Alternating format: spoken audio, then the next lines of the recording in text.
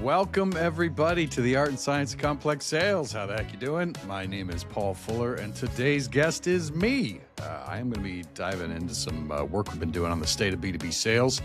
I had a chance to run an absolutely amazing research project recently around what is going on in sales and then what we should do about it.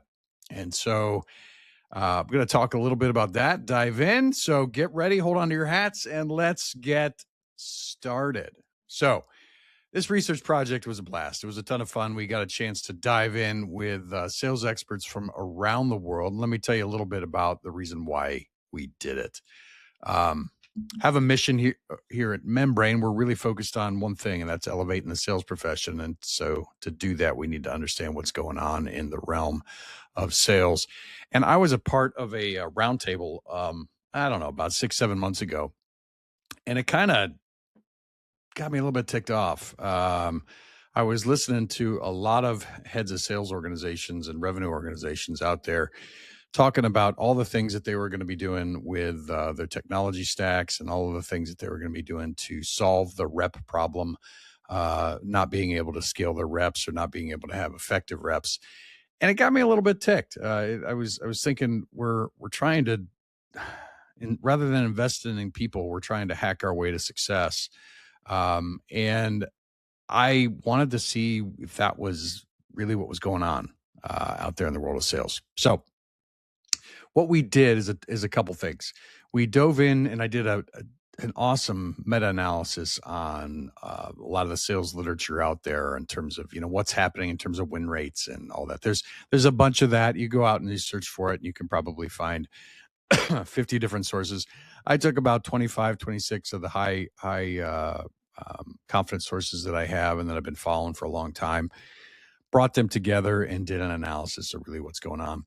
I then was able to parse that by our partners in market and, and say, is this actually reflective of what you think is happening in B2B sales right now?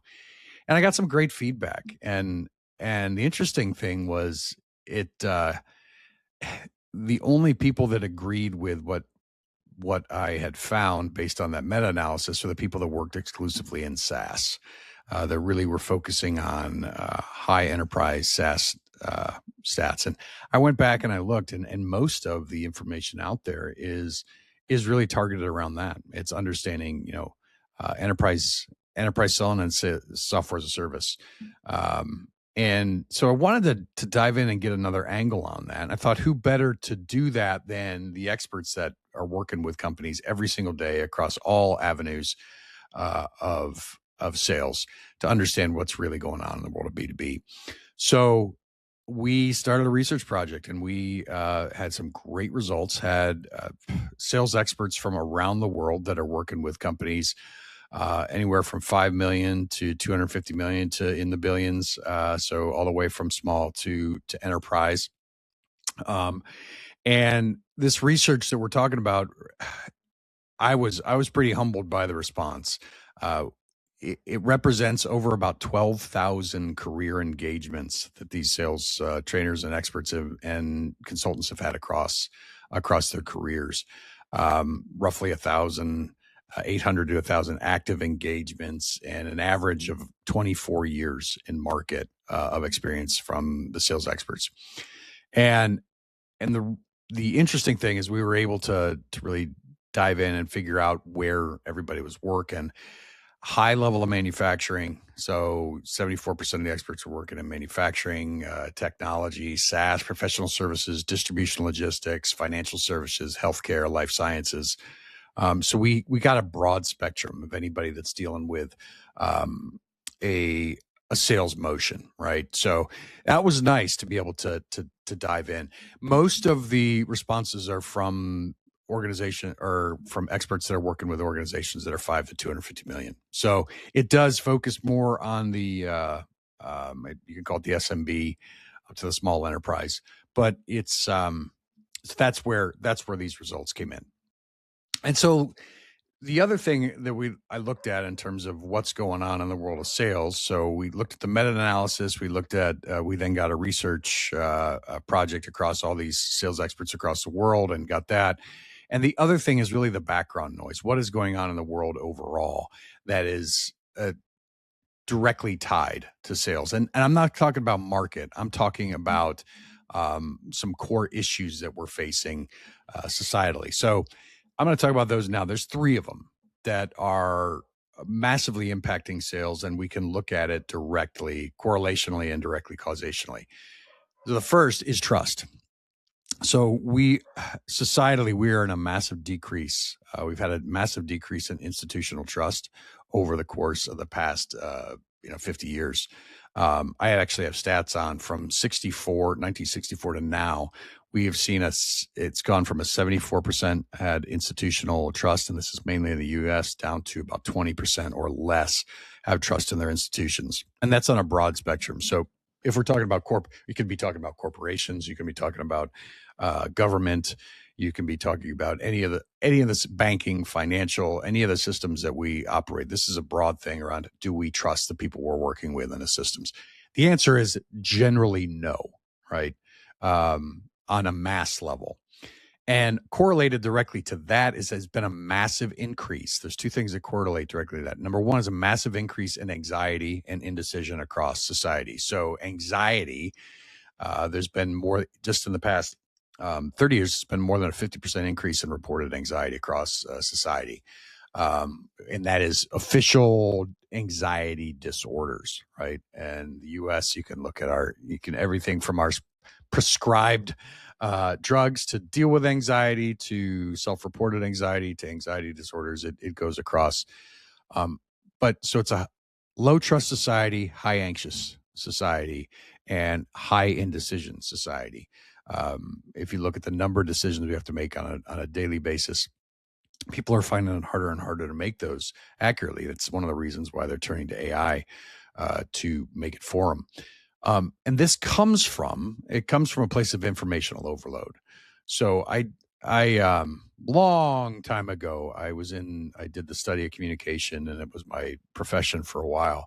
But there has been an exponential increase in the number of communication moments that we get on a daily basis, specifically the ones that are targeted at you trying to be persuasive for you to do something, right? It used to be you'd have a newspaper and a TV, and that's where it would be, right? You would have no longer. Every single thing that is most of the communication we get out there is looking to persuade rather than inform. Or if they're looking to inform, it's trying to do so in a way that will help you use their product. So that increase in information and that we get all the time is again, you can say correlationally, say causational. I don't care to argue that. I do know that it's both. It's happening, right? I do know that there's been an exponential increase in communication. There's been a huge increase in anxiety disorders and indecision, and there's been a huge decrease in trust. So, hey, welcome to B2b sales. We have the deck is stacked against the profession right now. It's also an amazing opportunity. So we'll dive into that a bit more. So it really does matter to B2B sales. I mean, we're in the trust building business. Our goal is to reduce uncertainty and increase certainty in a decision, right? To help drive decision, and to do so effectively, efficiently, and clearly, with clarity.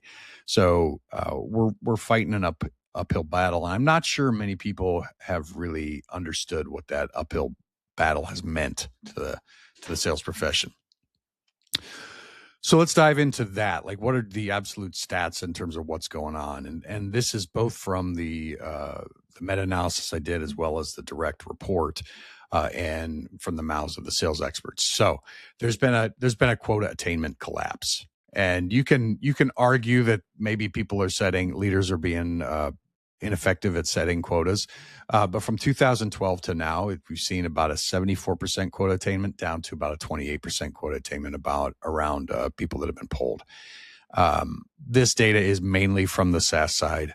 There's a little bit of other stuff dropped in, but that quota attainment collapse is real, right? As well as a win rate decline. And actually, if you talk to the sales experts, they say that only in polling across all the engagements when they first come on, only 2% say that more than 60% of their reps that they're working with are hit quota in the organizations that they're hired on with. Mainly, it's down in that 20 to 35% of quota attainment. So if somebody hires 10 reps, they are planning in general at this point to have three to four of them hit quota. And again, there's a lot of arguments for that. You could say it's just unrealistic expectations of leadership. You could say that it's sales is not skilled enough or not fighting the battles well enough in market. Doesn't matter. What matters is it's happening, right? And what's also happening alongside that is sales effectiveness overall, kind of core metrics. If you look at deal cycle length, win rate, decision rates, that type of thing. Deal cycle length versus 3 years ago is going up.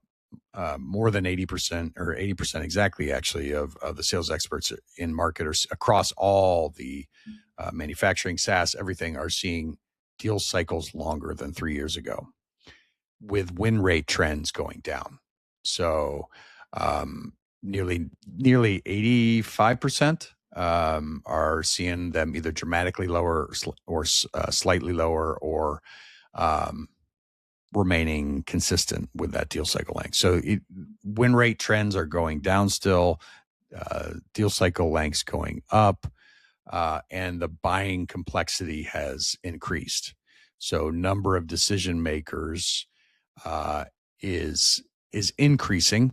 Like some of the stats out there, I think Gardner had a paper, and Gardner, if I'm misquoting you, please let me know. But I think it was saying between 11 to 13 at the high level SaaS decision makers.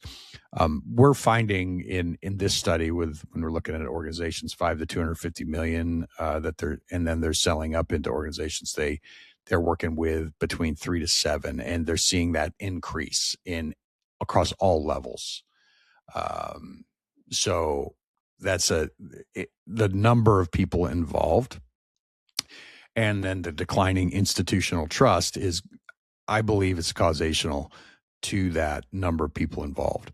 Matt Dixon and Ted McKenna did a great book on this. It's not really exactly on this, but it ties to it. It's the Jolt effect. So shout out there, read that book. They talk about 40 to 60% of deals lost to no decision. And so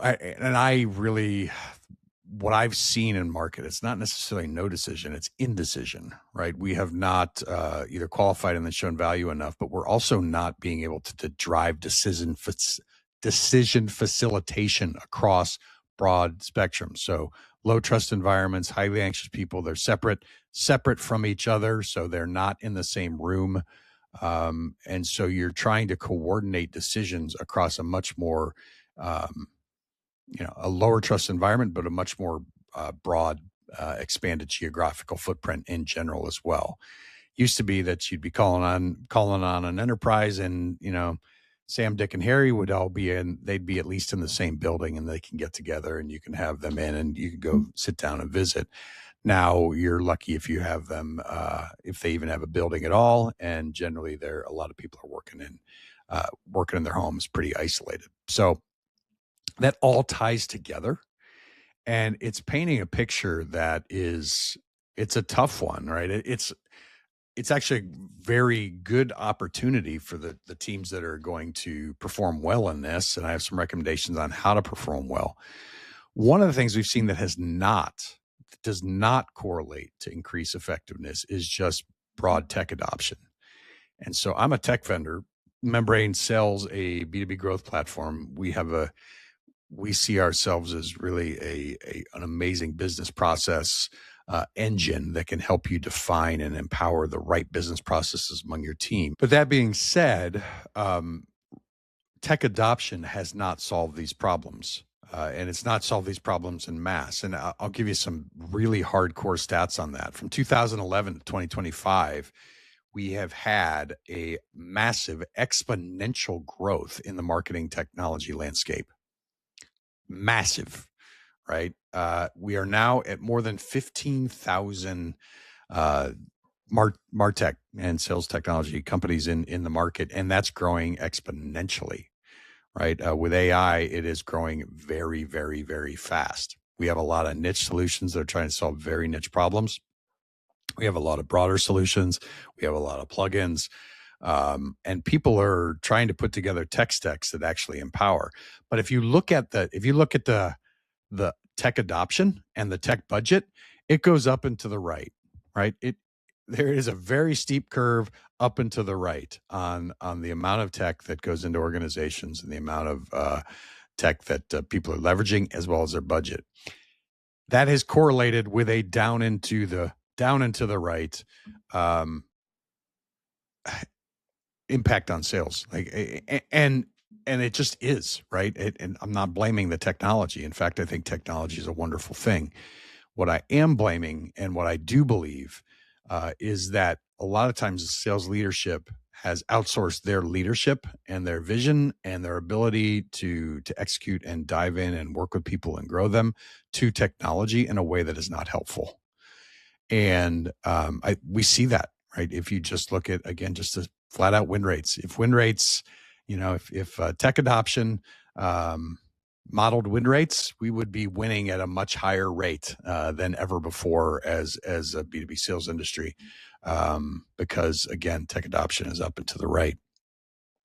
And an interesting thing from the sales experts is they all are, well, most of them are very pro technology, but when asked to describe their customers' tech stacks, the most common description, 45%, said chaotic.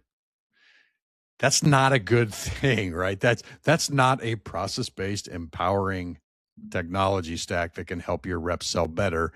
That's chaos, right? And the reasons for that they listed is lack of vision, lack of process mapping, lack of understanding of the buyer to actually map technology to it, lack of training and adoption for the sales reps, no definition of what sales actually looks like. So this is a group of people that is highly in favor of strong technology, but starts to look at what's actually happening with, IT departments and the enterprise layer really, and even in small and medium business, that IT department's trying to control that tech, and it gets really messy, right? It's not built to enable sales. It's built to collect data. And so that is one thing that is, that is a very broad finding, and it is across a broad swath, but it's happening, right? It's happening in a big way. Now, the sales experts do have some favorite tech out there. CRM is actually one of the favorite techs when used properly and when mapped to a sales process. The biggest favorite, their biggest recent favorite, is AI meeting notes and like Copilot, and Copilot's not the term, like Fathom. That was the biggest favorite. But so it's been one of those things. And one of my recommendations at the end, a little teaser, is the goal has got to be an effective tech stack, not a giant tech stack. It's got to be a sales controlled tech stack that empowers sales, not a technology that's supposed to give you a 360 view of the customer and everything, and actually gives you nothing. It happens a lot, and it just really does. So that is one reason, right? Not right size tech is one of the, and not empowering tech. Another reason that is just, let's talk about the people. Let's talk about sales people. Let's talk about sales managers. Let's talk about how we're developing salespeople. There is a challenge there, and I think it's a challenge that we've created on our own. And I say we, the sales industry in general, with a switch to kind of this industrial heavy assembly line nature of sales that I've talked about before, right? Saw a great video on LinkedIn on this today about what if we tried to sell pizza like we tried to sell SaaS, right? First, they'd have to go through an SDR that was only there to qualify and set a meeting and then get you, they would avoid pricing at all costs. And then they'd get to the person that really sells you something, really sell you a slice of pizza. And, we've set up this very assembly line nature of that, where we try to specialize. I love specialization. I believe it's critical to growth. Some of the things we've crushed in that, though, if you start to look at the turnover time, the turnover of sales reps in each of those areas is very high. Turnover is at more than 35% for sales reps on a yearly basis. We have an 18-month average tenure of a sales rep. Right. So we're trying to hire and find somebody that's perfect for the role and perfect for the specialization, managing them by KPIs, then kicking them out the door if it doesn't work, or they're leaving because of bad sales management, being hired to say KPIs, or because they don't believe that compensation is accurately reflected. That's directly from the study. Right. And so we're wasting a lot of money in that hiring and onboarding. We're trying to throw money and people at the problem instead of investing in the right people and the right processes. Right. And we're finding people, this is really not a surprise as we start to look at that nature of the sales product. We're finding people with huge skill gaps. For example, if somebody has been an SDR and we're hiring them on as a first-time AE, you're gonna have some skill gaps, right? But we generally ask them to close those skill gaps, such as business acumen themselves. Or really proper discovery. I mean, they have been trained for the most part on how to set a meeting, right? And it's the same thing across that. Like, discovery is the most commonly cited skill gap, followed by business acumen, qualification, actually listening to understand. And those are all skills. They are all learnable skills. And they're learnable skills, but it takes longer to learn them now, I think, and longer to be effective with a background of a hugely low trust society. And you're going into this, and so there's a longer ramp time, not a shorter ramp time, that we're trying to bring about. So actually looking at salespeople as assets to invest in and to help grow and to drive and build, it's something that the industry has gotten away from, but I would highly recommend going back to. I'll just look at how I build my own team. I love my sales team. They are flipping amazing. Have an average tenure of over, we're at 40 months or over right now. And they're just coming into, I mean, they've done great work, but like they're all coming into their own. They're just doing absolutely fantastic. And so I'm hiring right now. We're starting to hire, so I'm going to lower that average tenure. But man, it's been wonderful to understand and have full cycle reps that understand that we can invest in, grow together, and work hard together. The interesting thing about that skills gap is not a lack of training. People are not saying, and the sales experts are not saying, because there's a lack of training out there. Like, if somebody's bad at discovery, you just need to get them trained. The 55% of the sales experts out there are saying that it's because of a lack of coaching. They're two very different things. So a massive reason for this sales gap is we are looking at management by KPIs instead of coaching by sales professionals. And because you need to you can ask 7 different questions in discovery and understand that and know how to learn it. But if we're really looking to go to that next level, we need to be coached and lifted up by somebody that'll help us understand how to ask questions in the right way, et cetera. So that has been a really big deal. So there is a skills gap. It's not because we don't have the training materials out there. There's a bunch of training materials and a lot of self-training that can happen. The biggest thing is people don't feel they have the right or coaching to drive them forward on that. And that's really something to look at. It becomes a leverage point. It becomes a really, really huge leverage point. And I'm going to talk about 2 leverage points that this study brought out. Number one is coaching, training your frontline sales managers to be highly effective coaches that can lift others up to serve and lead, instead of training your sales managers to be a KPI focused demand machine that is going to take over a deal as soon at the first sight of the sales executive failing on it. Right. That happens more often than not. Right. And so understanding that and the nature of how you're building your sales coaches and building your sales team is really, really important. Right. It's a massive leverage point, training those sales managers, that frontline sales manager, to be really effective coaches.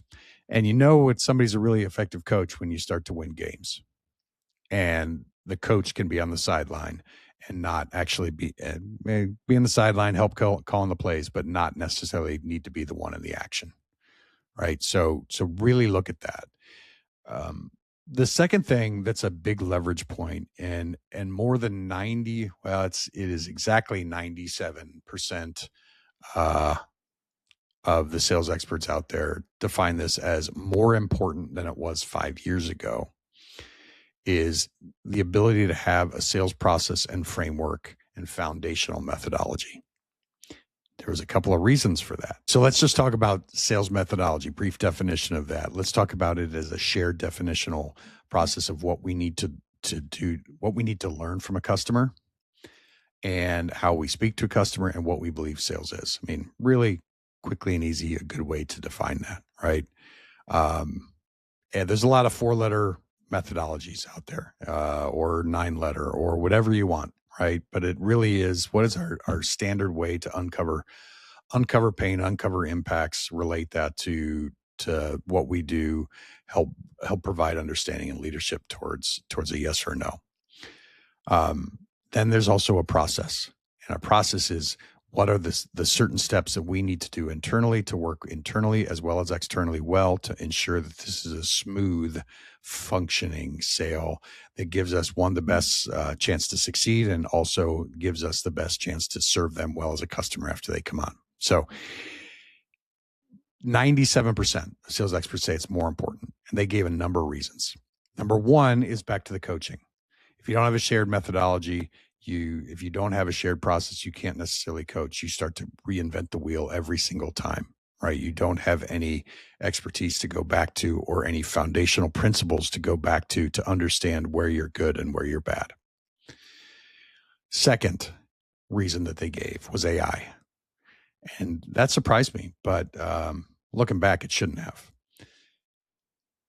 We need to start treating AI as another player in the game, in our processes and in their processes, in our buyers' processes. So in both our sales process, our methodology, and their buying process, because it is a player in the game.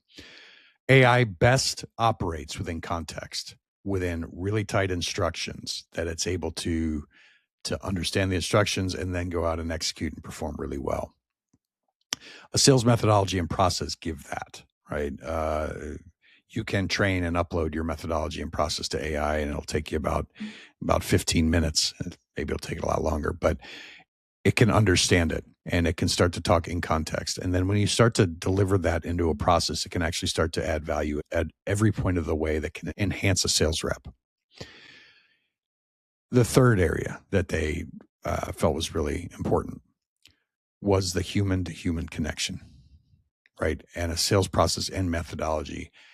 Where do we place that human-to-human connection in that? Because trust has decreased. We need to work to increase it. So how can we increase that human-to-human connection empowered by AI?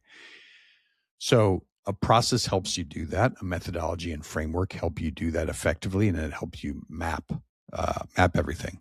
Now, the state of sales is pretty abysmal in this when talking about, do we actually have really strong processes and frameworks and methodologies that we use?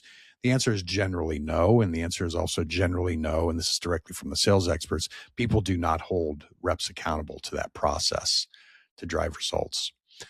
Now, process should be an empowering thing, right? It should not be an administrative thing. It should be an empowering thing that helps you think through a sale every single time to increase your chances of winning. If your process is not that, got to work on your process.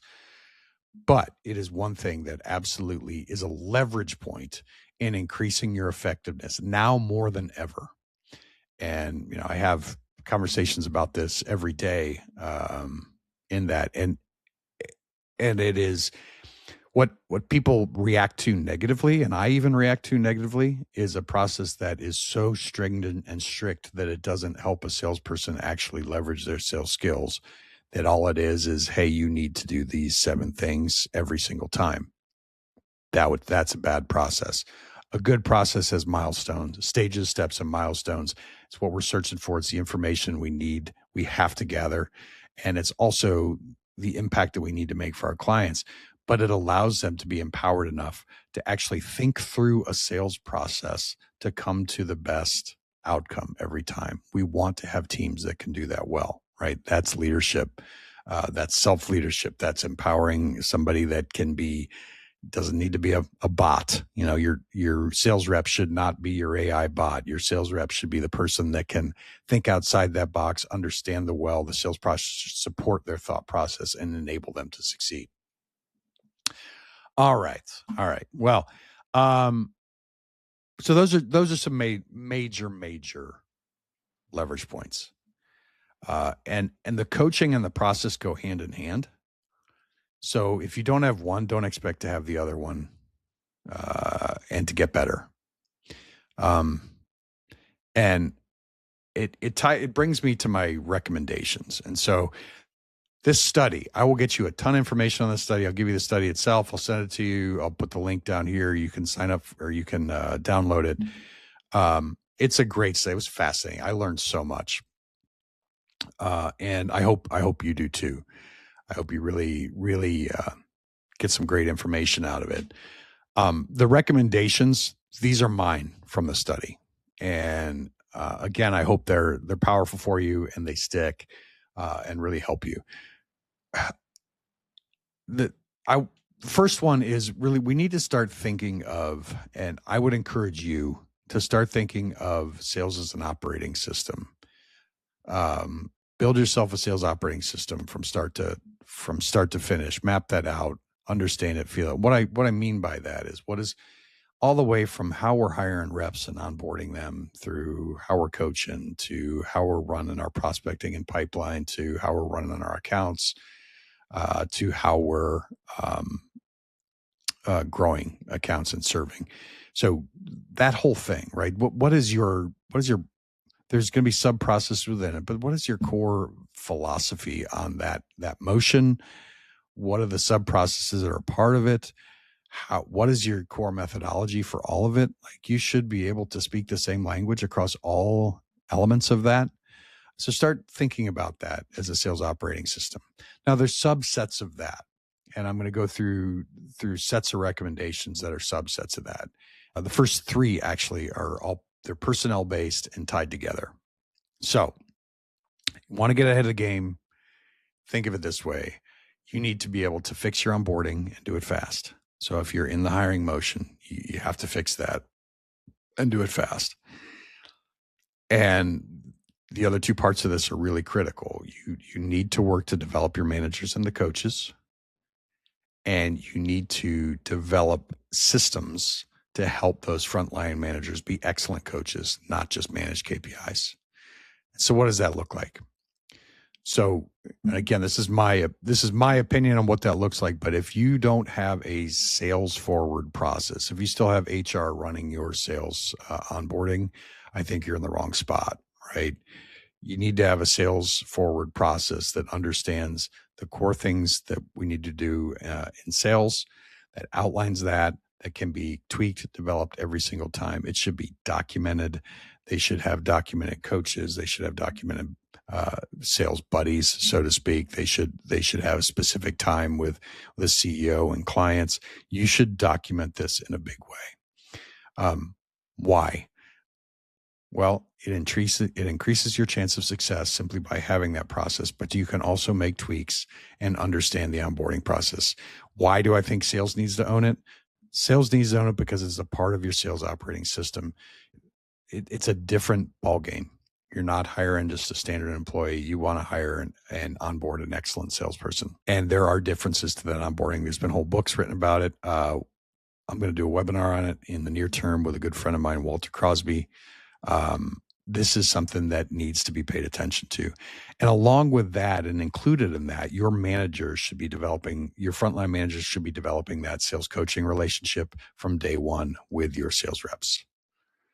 I personally think gone are the days when, HR can train somebody and pass it off into sales and they can be effective. I think they need to have that manager as a coach even during their onboarding process. And that onboarding process and that trust and relationship needs to develop really well. And how do we develop those managers and coaches? Well, one, we define that job and define that role really well, and then we get them help doing it. Each manager should have their own coach, but defining that job is a tough one because most managers do want to do the managed by KPI and then step in to save deals when those deals need their saving, because most managers have just been promoted from frontline sales reps. I'm not saying it's bad to promote frontline sales reps. I think it's wonderful. But if you're going to do that, we need to arm them with the ability to understand what a good coach is, right? How do we lift somebody else so they can do the work and you don't have to be always involved, right? You can be on the sidelines, you can be calling some plays, but you can be letting them execute. And that's a great coach.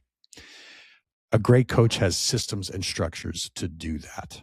They have playbooks to do that. They have playbooks to coach. And we miss this all the time in sales teams, at least that I've seen across the world. We miss those coaching playbooks. We miss those coaching structures. We tell the coaches to make it up continually or just do a quarterly plan with them. You'll be fine. Develop those coaching frameworks so you can get the most out of both that sales manager and that individual. A great individual wants to be coached, wants to understand how to lead, and will respond well to coaching. So that's my soapbox on the people side. On the sales side, and sales and sales process, we have some work to do, I think, in this post-trust world. Larry Levine did a great book.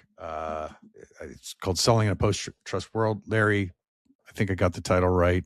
I read it, and it's in here somewhere. But if I didn't, you can, I don't know, yell at me. But makes great points. Like how do we actually connect, right? In this, trust has gone down so much. How do we actually connect? Well, I think we need to reframe the problem as a trust and complexity problem, not necessarily just a tooling problem in terms of sales, right? Our job is to increase trust, decrease complexity, and provide right-sized solutions, right? And that is something that we really need to work on. And that ties in directly to this idea of the next recommendation is decision facilitation. We got to be trained to help people make decisions, not influence decisions. It's a difference there, right? And yes, we do want to have influence on the decision, but frankly, the problem right now that people are having is not necessarily in the differentiation. It's actually in the action of making the decision, right? So you need to be able to do both. And so how do we help them lead towards that vision that they have to make the impacts that they want to have to decrease the pain? Well, that is a skill set. It's one that we need to learn around decision facilitation. So restructuring how you think about sales to that. It can't be like pitch, propose, proceed, right? It is, if you're still playing that game, you're playing the wrong one. And lastly, I said this before, but if we're in that decision facilitation and reframing trust, we got to be restructuring our sales processes for that human connection, for those moments that matter. I think you absolutely should deploy AI. I think every sales organization should deploy AI to get rid of the informational exchange toll that a lot of times we have as salespeople. We do not want to be the information caddies that's just saying, hey, can you send me information on this? Or what about this question? What about this? No, that's a great thing for AI. It's wonderful. And actually it's something that AI can actually help that salesperson do really well or completely take over. It's just dependent on how you want to operate. But restructuring your process for those moments of human connection as differentiation, now that is building trust, helping decision facilitation, and getting in front of the right people at the right times. Your process needs to define what are the right times to get in front of the right people and how, because that is differentiating. We're seeing it in a lot of different areas. We're seeing it all the way from prospecting into people are wanting to get more on site these days in terms of actually making a decision and coming together and doing that. It's a very powerful thing. And the last thing I'm going to say in terms of recommendations, and I have a couple more on the report, is go back all the way to the beginning in terms of that technology explosion.